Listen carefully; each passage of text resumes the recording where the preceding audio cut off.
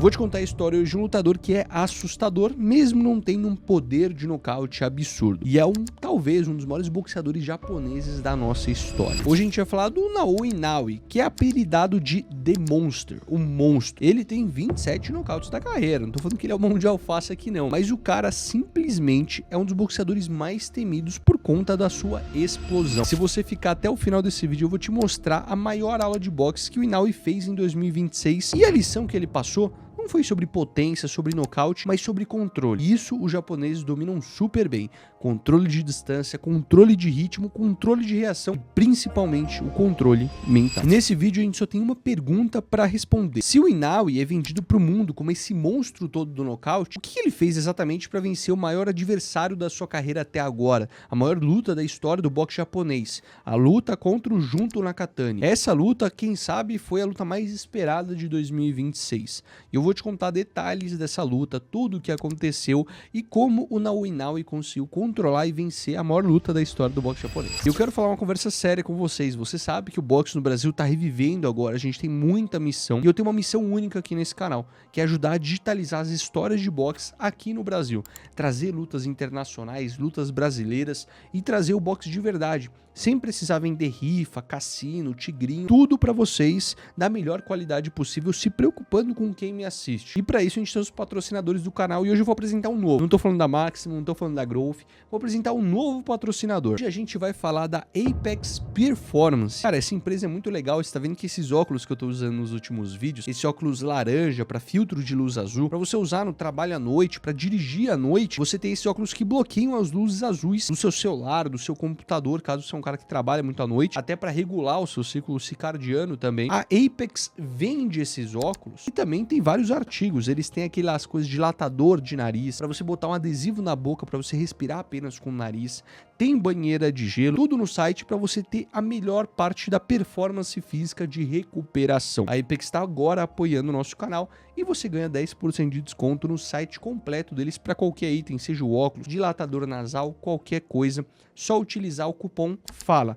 10% de desconto. Obrigado, Apex, por acreditar aqui no projeto e a todas as marcas que me patrocinam aqui também. Agora vamos falar da luta, porque eu sei que ela foi polêmica. Porque não teve nocaute, muita gente acaba não gostando. Só que é uma luta que tem muitas camadas que a gente nem para perceber quando a gente assiste a luta no ao vivo. E eu quero construir isso com vocês. A luta aconteceu no dia 2 de maio de 2026, lá em Tóquio, e recebeu 55 mil pessoas. Cara, uma multidão. A luta foi tratada como a maior luta da história do boxe japonês. Do lado, Naoya Inoue, 33 anos, ortodoxo, com 1,65 de altura, 1,71 de envergadura, já era campeão mundial em 4 categorias, indiscutível no Super Galo, invicto, 32 vitórias antes daquela noite e 27 nocautes. O cara tem uma mão pesada sim. O tipo de lutador que entra no ringue já com o medo, né? Todo mundo já entra do outro lado falando, caraca, eu vou lutar com o Naoya Inoue, velho. O cara é fudido. Já do outro lado a gente tem o Junto Nakatani. Esse nome talvez aqui no Brasil a gente não ouviu muito ele, mas é um boxeador incrível. Canhoto, era mais alto, mais longo e até então também invicto. 32 lutas e 24 nocautes. Invicto, campeão em 3 categorias, número 1 por várias entidades de peso. E talvez o rival mais desconfortável possível para aquele momento. Ou seja, naquela noite, um dos dois ia perder a invencibilidade, ia perder o 0 no cartel deles. E não era só uma defesa de cinturão qualquer. Era uma luta que o Inoue precisava defender o reinado e defender também a ideia que ele continua sendo o cara mais assustador da categoria. É claro, ele tá envelhecendo, ele vai ter que passar o bastão em algum momento. Muita gente falou que aquele era o momento, mas a história foi ao contrário. A grande verdade é que o público entrou naquela luta esperando uma coisa, um domínio violento, uma luta, um nocaute, um desmanche ali de algum dos atletas, só que normalmente uma luta que a gente considera a luta do século, a maior luta da história, nem sempre acontece do jeito que o público sonha. Conforme o peso da luta aumenta, mais os atletas vão se respeitar, mais vão se estudar, porque ambos estão com medo de perder o que eles têm a perder. Os dois tinham muita coisa a perder naquela noite, mas para quem entende realmente de boxe, se aprecia uma boa luta, assim como aprecia um bom whisky, a luta fica muito interessante. Porque o Nakatani não era um rival comum, ele tinha um tamanho para incomodar, tinha uma base canhota, mudava bem de ângulo e tinha moral para não entrar derrotado mentalmente desde o primeiro segundo. Ele vinha com aquela fome de ser o maior lutador japonês, de roubar o trono do Inoue e mudar a posição dele no boxe mundial. Mas ele não conseguiu. Naoya Inoue venceu aquela luta e para entender como ele venceu aquela luta, a primeira coisa sair de uma leitura preguiçosa. Porque não é que ele foi simplesmente o melhor e pronto. Ele conseguiu fazer um tipo de luta que reduz o rival por dentro. Essa luta tem coisas muito parecidas com a luta do Canelo e a luta do Terence Crawford. E foi uma luta que tecnicamente todo mundo esperava ali, os dois quebrando o pau, mas foi uma luta muito técnica que o Terence levou ao melhor. Vamos falar então do começo da luta, nos primeiros rounds. O Inoue não entra desesperado, achando um golpe salvador, ou entra tentando nocautear de qualquer jeito. Ele entra marcando presença, dando ali com o pé bem colocado, jab com intenção, olho vivo para reação do canhoto, mandando ali uma mensagem silenciosa e clara. Quem vai decidir o ritmo aqui sou eu.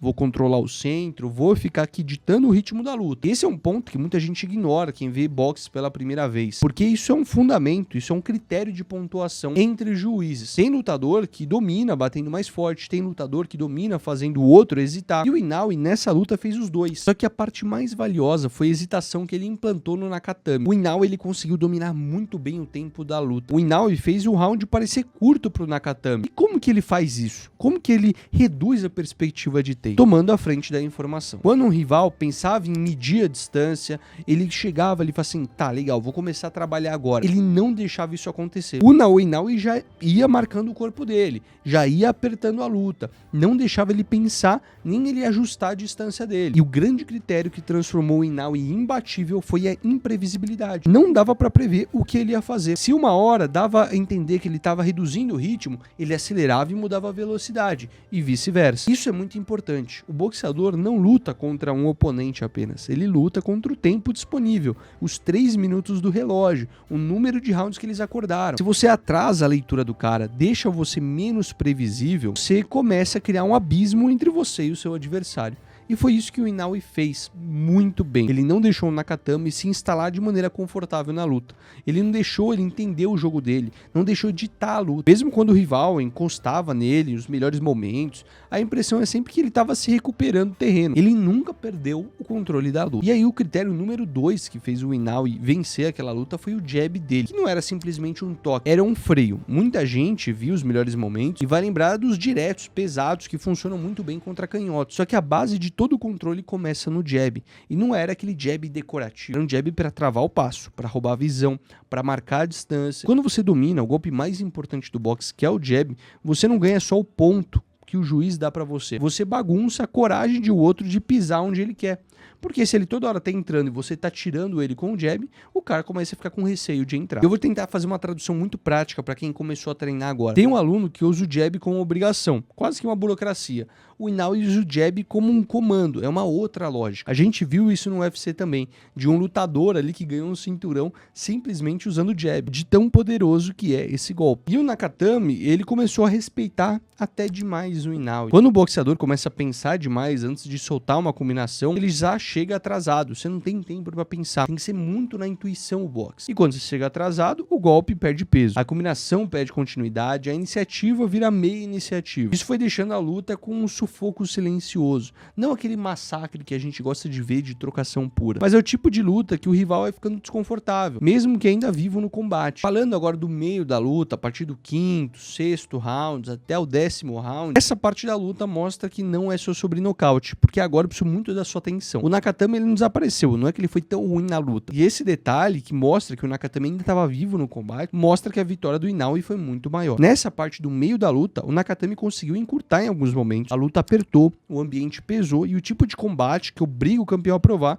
que ele também sabe vencer sobre tensão. E aqui que aparece a diferença entre potência e maturidade, porque quando o nocaute não vem limpo, muito lutador começa a forçar a barra, abre demais, se abre muito, vai pra cima, erra o tempo, quer ganhar aplauso em vez de ganhar um round. E o Inoue, ele é um cara que tem um controle mental muito forte, ele não caiu nessa armadilha, ele seguiu escolhendo o melhor que o rival, seguiu encaixando mais limpo, seguiu evitando transformar tudo num caos desnecessário. E pra mim isso foi uma das maiores demonstrações de grandeza na luta. Ele entendeu que não precisava parecer monstruoso o tempo todo, apesar do seu apelido. Ele precisava continuar superior. Agora, a controle da força. O Inoue também parece que ele não acelera errado. Ele é um aprendizado que a gente precisa aprender com ele. Muita gente associa a agressividade com acelerar sem parar. Só que a agressividade inteligente às vezes é pisar no freio na hora certa e continuar ferindo depois. O Inoue, ele soube dosar muito bem, soube ameaçar, soube chamar reação, soube fazer o Nakatami revelar o caminho. Isso tem um valor técnico muito grande. O cara que bate forte, escolhe mal, vira refém da própria fome, cara. O Inoue, nessa luta, foi o terror porque fez o Nakatami sentir que qualquer pequena leitura errada podia custar muito caro pra ele. E esse tipo de pressão mental desgasta demais. E aí a gente entra no final da luta porque esse choque de cabeça no 10º round abriu um corte acima do olho do Nakatami. Isso travou parte do impulso final dele. Cara, é difícil, né? Imagina, você tá lutando, maior luta da sua vida, e uma cabeçada, um golpe que nem vale, mas incomoda muito, abre um corte em você. Você fica com medo do juiz parar a luta, de ele falar que você não consegue porque tá sangrando muito. Mas isso não mudou a luta em si, porque o Nakatami só ficou com um pouco mais de receio do que já tava antes. O Inoue já tava vencendo a disputa desde ali do primeiro round. E a maior luta do boxe japonês foi definida ali na leitura, na inteligência, no que fazia o outro reagir. É claro que o corte pesou, mas numa luta que o Inoue tinha conseguido moldar vários trechos a favor dele, cara, não foi isso que fez a diferença. No fim, todos os juízes deram uma vitória unânime pro Inoue, que agora se tornou 33 vitórias e nenhuma derrota com 27 nocautes mantidos. Uma assinatura na carreira dele, que o Nakatami agora infelizmente tem 32 vitórias e uma derrota. A sensação que fica pra nós não é só nos números, tá? Que foi superior do Inoue. No fundo, é uma sensação muito mais de respeito, de paciência, de inteligência, que pra mim valoriza muito mais a figura do Inoue e mostra o repertório dele. Mostra que ele não depende só de nocaute, da mão pesada dele, mas quando o adversário é grande de verdade e ele nunca fugiu de combates de verdade, ele consegue trocar um espetáculo óbvio por uma luta que ele sabe fazer uma gestão inteligente, mesmo que o público não goste. E pra mim, a resposta final dessa luta é simples. O mais assustador do Inoue não é o nocaute. A sensação que você está sempre um segundo mais tarde é, pra mim, a sensação que mais dá medo no Inoue. E se você treina boxe, esse vídeo deixa uma lição muito clara. Nem sempre o sparring vira uma luta a favor de quem bate mais forte primeiro, mas sim de quem vira e quem controla melhor o tempo da troca. Quem faz o outro hesitar, quem entra antes, quem fica com medo de entrar, quem obriga o outro a pensar que ele já está agindo. E por isso, olhar apenas pro Inoue nocauteador é olhar pouco, olhar pequeno, porque o monstro não depende só de bater. Então tenta aplicar isso no seu próximo treino, porque quem sabe você pode tirar uma grande lição de uma luta e aplicar no seu dia a dia. E se você gostou desse vídeo, não deixe de usar nossos cupons com os parceiros, vou deixar tudo na descrição aqui pra você. Vou deixar o documentário que eu já fiz da trajetória inteira do Naoya Inoue aqui nesse canal, caso você queira conhecer um pouco da história de bastidores. Tamo junto, um beijo, um forte abraço e até mais.